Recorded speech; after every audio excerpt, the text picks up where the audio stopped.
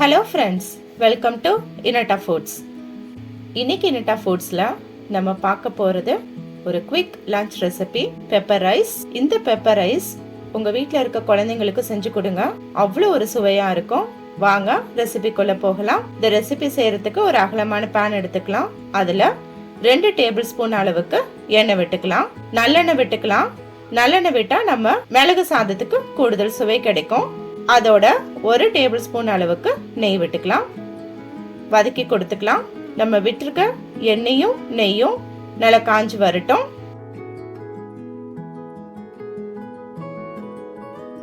இப்போ 1/2 table spoon அளவுக்கு சீரகம் விட்டுக்கலாம். அடுப்பை ஸ்லோ ஃப்ளேம்லேயே வச்சுட்டு விடலாம், இல்லைன்னா சீரகம் கரிஞ்சிடும். வறுத்துக்கலாம். சீரகம் நல்லா பொரிஞ்சு வரட்டும். இப்போ ஒரு 15 மிளகு விட்டுக்கலாம். மிளகு நல்லா பொரியட்டும். இதோட ஒரு 10 பல் பூண்டை இடிச்சு சேர்த்துக்கலாம். வதங்கட்டும். நம்ம விட்டுருக்க சீரகம், மிளகு, பூண்டு எல்லாமே நல்லா வதங்கி வரட்டும். இதோட ஒரு 10 முந்திரி விட்டுக்கலாம். நம்ம இந்த ரைஸ்க்கு முந்திரி விட்டு செய்யும் போது நம்ம குழந்தைங்க அதை சாப்பிடும் போது ஒரு கிரன்ச்சி டேஸ்ட் அவங்களுக்கு கிடைக்கும். இந்த ரைஸ் உங்க வீட்டுல குழந்தைங்களுக்கு செஞ்சு கொடுங்க. அவங்க ஃப்ரைட் ரைஸே வேண்டாம்னு சொல்லிடுவாங்க. அதை விட கூடுதல் சுவையா இருக்கும். ஃப்ரைட் ரைஸ் கூட இந்த ரெசிபி கூட தோத்து போயிடும். அந்த அளவுக்கு ரொம்ப டேஸ்டான, அதே சமயம் குவிக்காம செய்யக்கூடிய ரெசிபி.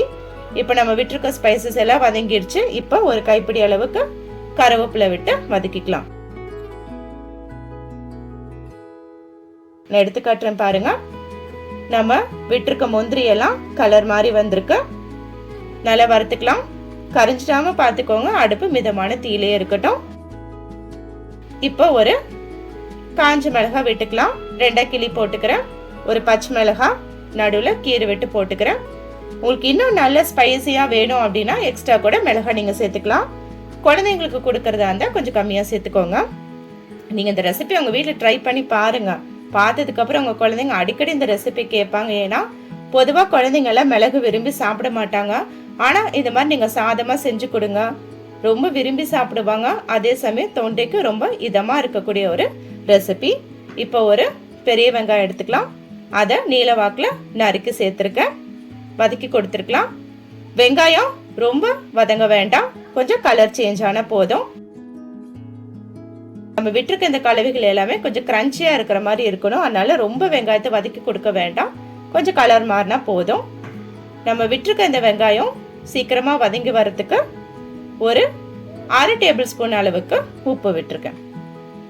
உப்பு விட்டு வதக்கி கொடுத்துக்கலாம். இந்த ரெசிபிக்கு நம்ம 2 டேபிள் ஸ்பூன் எண்ணெய், 1 டேபிள் ஸ்பூன் நெய் விட்டா போதும். அதிக விட வேண்டாம். அதிக விட்டுட்டீங்கன்னா நம்ம சாதத்துக்கு ஒரு பிசு பிசுப்பு தன்மை கிடைக்க ஆரம்பிச்சிடும். நல்லா வதக்கி கொடுத்துக்கலாம்.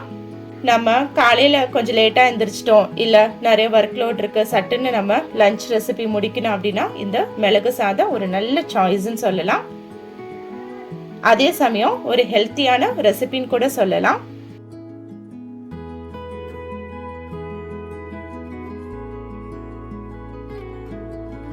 இது நல்லா வதக்கி கொடுத்துக்கலாம்.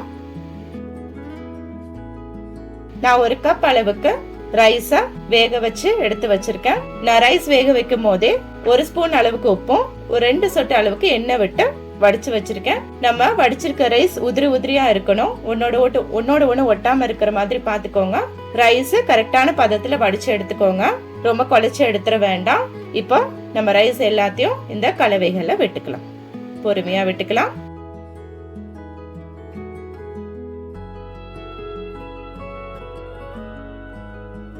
இந்த விட்டுருக்க ரைஸ இந்த கலவைகளோட கலந்து கொடுத்துக்கலாம். அடுப்பு மிதமான தீயிலே இருக்கட்டும். இப்போ இதோட ஒரு 2 டேபிள் ஸ்பூன் அளவுக்கு மிளகு தூள் விட்டுக்கலாம். நான் இடிச்ச மிளகு தூள் தான் விட்டுருக்கேன். 1 கப் ரைஸுக்கு 2 டேபிள் ஸ்பூன் அளவுக்கு மிளகு கரெக்டா இருக்கும். கலந்து கொடுத்துக்கலாம். பொறுமையா கலந்து கொடுத்துக்கலாம். நம்ம வீட்டுல சாதம் ஒருவேளை மிஞ்சிட்டா கூட இந்த மாதிரி நம்ம குயிக்கா இந்த லஞ்ச் ரெசிபிய செஞ்சு கொடுத்துடலாம். நம்ம வீட்டுல சாதம் மிஞ்சிட்டா கூட டக்குன்னு லெஃப்ட் ஓவர் ரைஸை வச்சு இந்த ரெசிபி டக்குன்னு செஞ்சிடலாம். பொறுமையா கலந்து கொடுத்துக்கலாம். அடுப்பு மிதமான தீயிலே இருக்கட்டும். ஹை ஃப்ளேம்ல வச்சிடாதீங்க.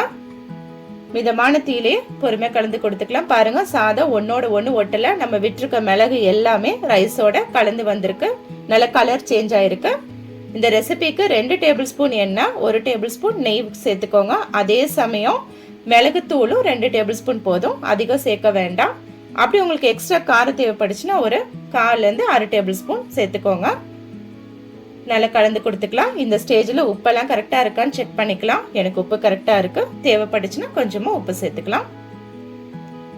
இந்த ரெசிபி நீங்கள் உங்கள் குழந்தைங்களுக்கு செஞ்சு கொடுக்கும்போது ரொம்ப விரும்பி சாப்பிடுவாங்க. ஏன் அப்படின்னா இது அவ்வளோ காரம் இருக்காது. குழந்தைங்களுக்கு இதை லஞ்ச் பாக்ஸ் ரெசிபியாகவும் செஞ்சு கொடுங்க. ஒரு பருக்க கூட மிச்சம் வைக்காம கொண்டு வருவாங்க. இப்போ நம்ம மிளகு சாதம் ரெடி ஆயிடுச்சு. இதை ஒரு பவுலுக்கு டிரான்ஸ்ஃபர் பண்ணிடலாம். இதோட ஒரு சிம்பிளான ஒரு சைட் டிஷ் ரைத்தா ரெடி பண்ணிக்கலாம். பண்ணி இதை இந்த சாதத்தை நம்ம சர்வ் பண்ணிக்கலாம்.